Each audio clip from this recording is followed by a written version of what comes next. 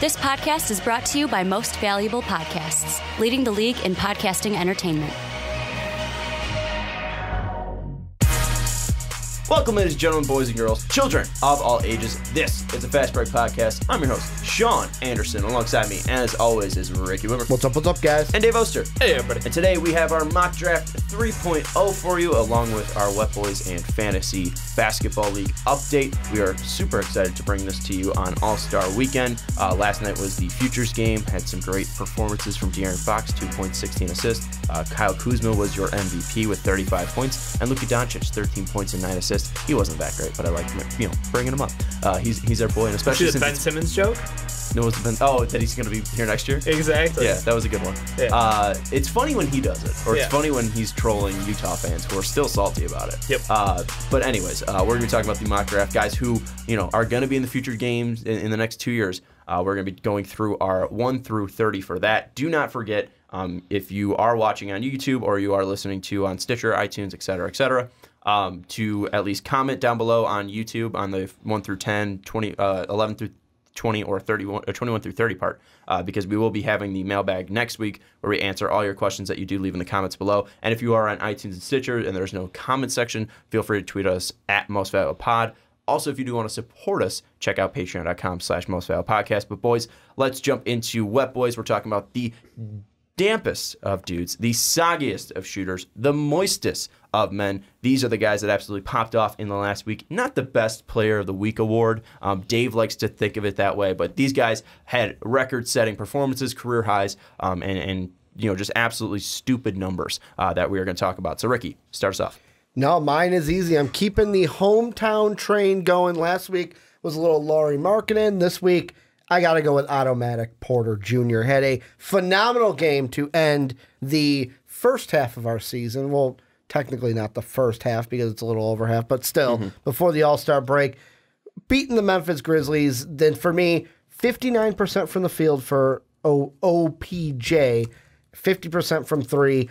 Yes, he tanked our draft stock. I'm not happy about that, but I am happy with giving it to another Bull. I don't think you should really be too upset about Otto Porter taking your draft stock because New York and Phoenix are on just different levels. But we need that 3 spot. I fear of last year. Odds. Like last year sucked because it was like, oh, we're gonna get a good draft odds, and okay, we're 6 and great. Now we're either gonna be 6 or 7. And then the Kings got rolled up to 2. Yeah, I think you can at least blame him for winning you a game at home because it was 11 straight losses at home, where now Phoenix has lost 15 straight, just in general. But Otto Porter was pretty impressive, especially for my fantasy team, the one I have him in where I paid money for. 37 points on that efficiency was pretty damn nice in that last game. But Dave, give us your WET boy. Yeah, I'm going James Harden. Y'all just can't recognize greatness sometimes, so I have to just bring it myself weekly. Yeah, it's boring. Oh, man. Dave's gonna Okay, it's not that we don't think he's great. He put up 38. He is great. It's boring at this point. Yeah, He's and not Giannis new put to up it. 31, 18, and 9.5 when we didn't give him WET boy. Greatness is boring. I'm sorry, you spoiled bitches. Recognize what you're watching because it's not going to happen often. This hasn't happened since basically what? He's in the Wilt Chamberlain area now of record books? Yeah, this is now smelling of Wilt Chamberlain's jockstrap because now he's tied for second for most 30 points point per games in a row at 31. But even looking at those numbers, you look at most consecutive 30 points or more in a game. Wilt has 65, and that was from November 61 to February 22nd, 1962. And then he had one of 31, and then James Harden just tied that 31. Yeah. But here's the thing about that. The 30 streak, Wilt was November 4th, 1961 to February 22nd, 1962. That's when he had 65 straight games of 30 or more points. And then he had 31 February 25th to 1962 to December 8th, 1962. So he had one game in between it where he didn't score 30 points and then just restarted up with a whole nother, 96 straight games. So incredible. 96 incredible. and 97 games. I understand. He had over 30 points. I get it. Wilt's so ridiculous from a number standpoint, but you have to admit James Harden is special. I'm a little disappointed he missed out his opportunity for the 30 on 30 on 30 that he could have had. But let's be honest. He's pretty good basketball. I mean, these are the best just numbers I've seen from a point per game standpoint in my life, because I wasn't really paying attention that much to Kobe's, but it's even better than Kobe. I would say he has now surpassed Kobe at 36.6 points per game, which is stupid. I mean, it's incredible because I wasn't around for Jordan's 37. I mean, what James Harden is doing is historic. So in that point, he is absolutely deserving of a wet boy. But also, it's just like, we get it. He's really great. Like, I think that's my point, is that it's not that we don't recognize or respect his greatness. It's just that it's getting old. But here's the thing. It's getting I want to throw this out about it. And this is kind of going off of something what Kobe said, where, of course, Kobe's going to say this in the media of, like, his type of play is not going to translate to championships. Yeah. Does he need to win one this year? Because, like you mentioned, Jordan, championship. Kobe, champion. Like, if he won a championship over 5 All-Stars, he'd be be a legend. What would be his legacy then if he doesn't win a championship? Just, he's a really good player. A la Karl Malone. Okay, so they fall one of the greatest Malone scorers brackets? of all time. Okay. Which is exactly what James Harden is. I think he might fall more into the Elgin Baylor landscape, because Elgin's probably the greatest player to not win a championship. Was an 11-time All-Star, 10 times All-NBA. I think that's more in line with Isn't James that not Harden. Karl Malone numbers too? I thought Karl's were like pretty much the same thing. Minus that extracurricular activity Karl's got going on. Elgin had a high. Fuck Karl for that. Yeah, he's a terrible person. Elgin had a higher point per game percentage. He had 27.4 for his career, but he also had 3 seasons of 34.8, 38.3, and 34. He had higher points per game for sure. So I think that would be more of the career he is. But also, we can't compare these guys because Karl was a Different low post eras. player. Elgin was a And forward. positions. And, James Harden's a guard shooting 18 threes a game. True. So, True. Do you have a comparison for him? Or? No, I was just pulling up Karl Malone's stats. All-time historical. Like, I think he'd be in that category. I mean, no one expects anyone to win but 5 All-Stars on the Warriors. Like, that's anyone upsets that, they're legendary right there. So. Well, I mean, technically should have done it last year. I know he had Chris Paul alongside of him, but I mean, so and Kobe also had Shaq and All-Star. Jordan also had Scotty, so you can't knock it Harden for that. But I mean, I look at it and go, yes, what he's doing is great, but it's like, at the end of it, it's like, what's the true goal at the end of the year? Win a championship. Yeah, but I mean, he's only 29, so it's not the fact. Like, I mean, he's stayed fairly healthy throughout his career. So I mean, it's not like doesn't have the opportunity to play till he's like 38 and get like a Ray Allen ring. And I'm not saying like the Ray Allen Boston ring, like the Ray Allen Miami ring, because I think he's still going to be effective even late into his career, just because he has that ability to create Step for back, himself. don't change. Yeah, and even then, I think we can see a renaissance in his game because he's still got a great jumper. So maybe he even just turns into like a spot up shooter, which would be weird to see. But when he's 38 trying to chase a ring, I think it's still possible. I mean, he's still got at least 10 years to get that ring. So I don't think we could write him off for not having a ring yet, because there's so much part of his career to write, because he can go down with an injury also as well. You can see the dark side of things, and he can go down.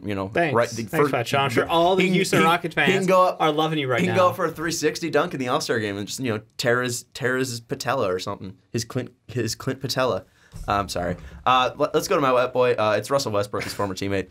Russ, with 10 straight games of a triple-double, also became... Sean, triple-doubles don't matter. They're just numbers, man. Let me finish it, and then we'll talk about that. Russ not only having 10 straight triple-doubles, but also becoming the all-time leader in Supersonic and Oklahoma City Thunder history of most points in a career, passing the great Gary Payton. This week, Russ averaged 29 points per game, 13 rebounds, 11 assists, shot 44% from the field, which is super efficient for Russ. That's like shooting 60%, and then 82% from the line, because I wasn't going to put his 26% from 3. However, here's the thing: is if you see that Russell Westbrook in one game just put up a triple-double, do you bat an eye? That means there's a 70% chance they won that game. Okay, no, I'm not. Do you bat I'm nine? just saying. I'm just saying. If you saw the fact that he put up a triple double, you're like, oh wow, that's something special. That's something new. You don't care anymore. It's like James Harden putting up 30. It's you don't give a shit. Impressive. But I'm the one giving them wet boys over here. No, but I'm saying you don't give a shit. You guys don't give a shit. If you see one game of James Harden putting up 30, you don't care. This is something new for him. It's not until he puts up like 50 where you're like, oh wow. No, I agree. Thank you. And it's like, and this is the problem to bring James Harden back into it. The reason why, and I get not everyone does it because it's not like something everyone can do, but I look at 30 in this landscape and go, all you got, if you hit 5 threes, you're halfway there. Like all you gotta do is just hit 5 threes. That's not asking too much. Most of the great how many people players average 5 threes a game? But what I'm saying is, how many 5 people made threes a game. make I look at the Warriors and I go, Clay could hit 5 in a game. Steph can hit 5 in a game. To where it's like, yeah, has this many 30-point performances in a row, but when you look at the Rockets, who is it? It's him. Like, he is the Rockets, and that's the whole if he was on the Warriors, he wouldn't be having 30-point game. Like, it wouldn't be a big deal. It wouldn't be as big of a deal because he'd have a team around him, like a stacked team around him. So no matter what he does, there's an excuse because of the people around him. No, it seems like you're taking shots at him. And there's no win scenario for James Harden. On an individual standpoint, it is like what he's doing. He's a good basketball player. It's incredibly impressive. He's one of the best offensive players we've ever seen. It's not like he's trash, but like I look at it and I just go, he's in the top 10 of offensive basketball players ever.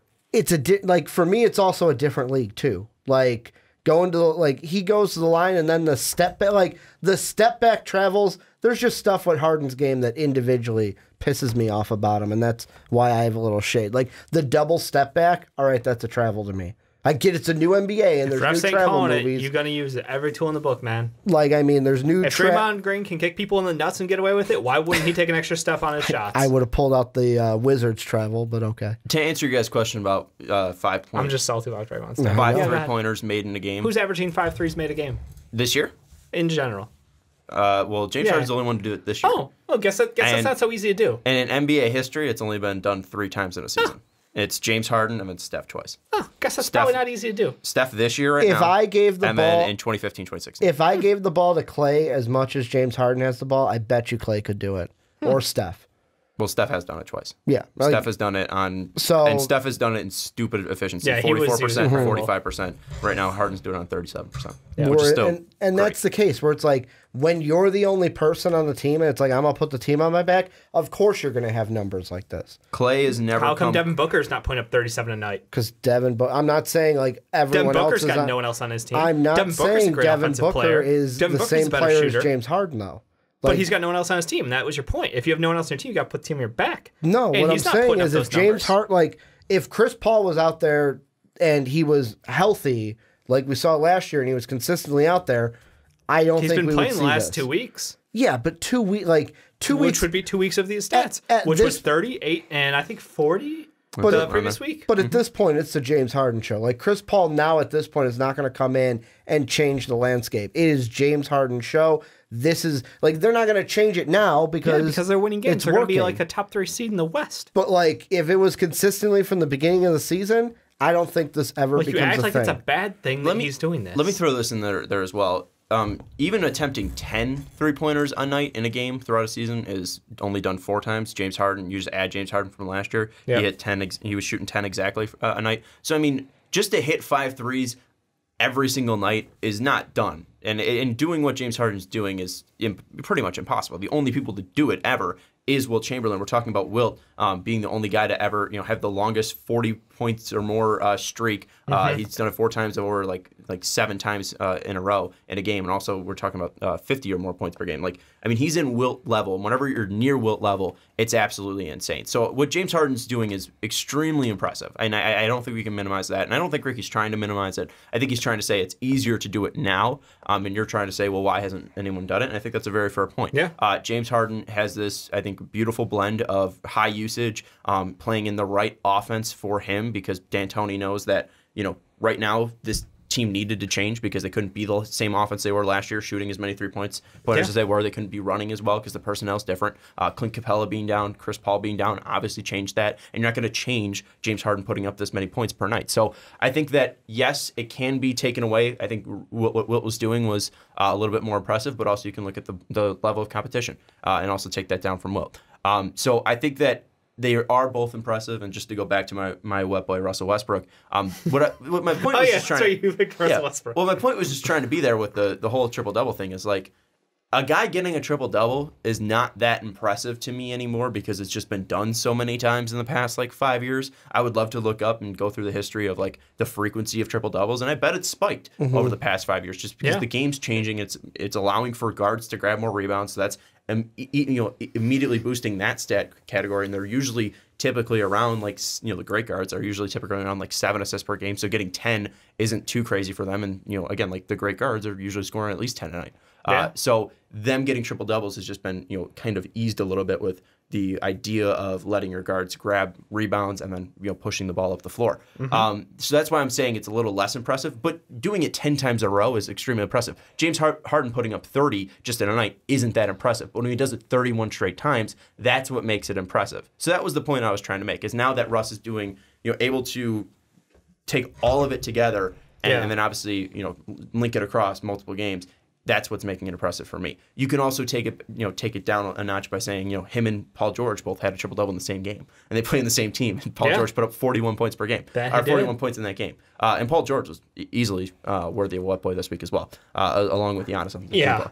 But anyways, both guys are on historic runs. I think James Harden's a little bit more impressive right now just because he's at Wilt level, and Russ is just at Russ level right now. But again, we're not trying to take away from how great James Harden is. He's fantastic. Yep. He's my MVP right now.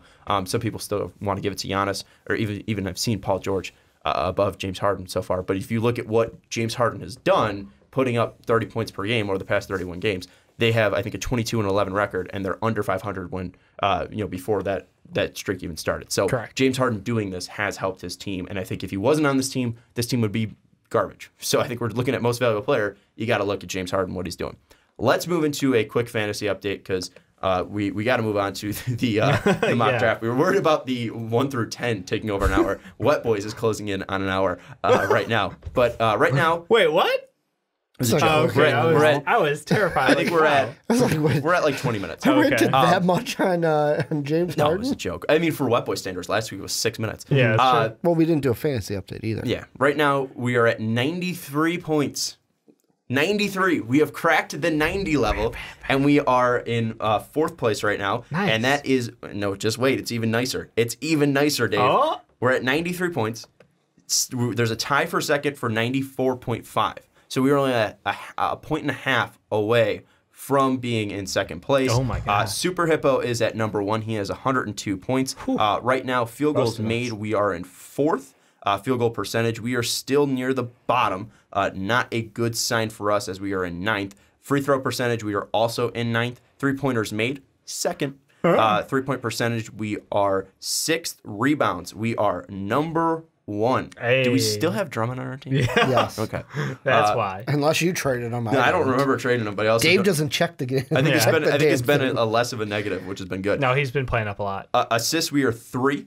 Steals, we are 2. Blocks, we are 7th, and points, we are 4th. So far, so good. And the one that we've been really hurting at is blocks. Obviously, 3-point percentage and free throw percentage have been hurt, but I'm kind of accepting that we kind of suck in that. Yep. The moves that I have made were drop Nerlens and pick up Mitchell Robinson because he's been super efficient. He's at least been getting 3 blocks a night. And then also I dropped... who did I drop? I dropped Tyreek Evans for Taurean Prince. Yeah. Those were 2 moves that I just made today. So hopefully that'll prove our team. The trade deadline, though, I think might have helped us out a little bit. Otto Porter? The Bulls, Otto Porter, Toby moving over to the... I think That would hurt 76ers. us a little bit. He might be more efficient, which will help our efficiency. That's what I'm saying. And also, I'm looking, we got Malik Beasley. I know that's not a trade deadline thing, but he's been playing really well for the Nuggets this year. I'm just excited Trae Young's actually been balling out. Like going into the All-Star break, he has been amazing. So, credit too. Yeah, Trae Young's been Let's be honest, too. Ever since Boogie came back, our numbers have been that was the whole plan. I but it also wasn't really due to Boogie. The other guys are just playing extremely well. I mean, Boogie's been helped. good. Yeah, Boogie's been good. It's better to have those numbers help us because that's just bulk numbers. Did someone take a flyer on Isaiah? Not that I've seen. Because he looked like poo when he came back. I mean, he was he had 8 points. He had a nice 3. I mean, he's also. You look at their guard situation. They have Beasley. They have Monte Morris. They have Gary Harris. He's been injured. They have Jamal Murray, and obviously they have Jokic. That's immediately going to take away from any IT is assist still a numbers free agent. from Isaiah Thomas. I'd leave him on the waiver wire for sure. We don't need to take that risk right now. But I mean, he's coming back from a major injury. Hasn't played in a year, and I know. Scored 8 points. Not bad. I know. I'm just saying, who's one of those guys who I was like, oh, it could be another DeMarcus Cousins situation where it's a mid-year pickup, could really boost the team. So if you got a lot of faith, that would have been Kristaps. Kristaps would be nuts if he would have came back. He's not coming back. So, but yeah, no. I think Monty Morris has overplayed everybody's expectations. So I don't know how many minutes IT's going to get a night. It's a very crowded backcourt, like you said. I think they're going to wait until like maybe March or April to start pushing IT. Get him back slowly, play him like 10 minutes a night, and then finally crank him up a little bit. Because I think you have to take that car out of the garage at some point. You have to know what you got. Especially with how good Denver's been. Like, you know how good you are. You can take a risk and you were the number 1 seed, and you got that matchup against the Warriors, and honestly, it was a disappointing game. So I think that knowing that you have someone like Isaiah Thomas, who, if he can kind of sparkle the way he did in years past for the Celtics, you got somebody who could be a game changer. And who's a team that's beat the Warriors a lot? The Celtics. There you go. Celtics have been a big thorn in the side of the Warriors. Historically, yeah.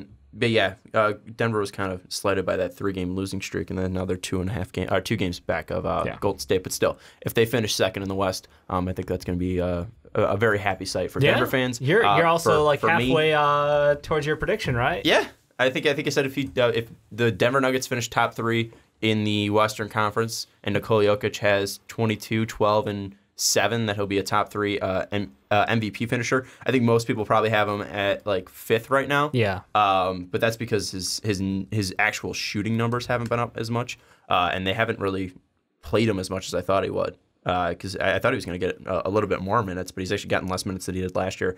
He's scoring more. He's scoring 20 points per night, shooting more as well. He's at 50, 30, and 84. I thought he was going to be more near the 50, 40.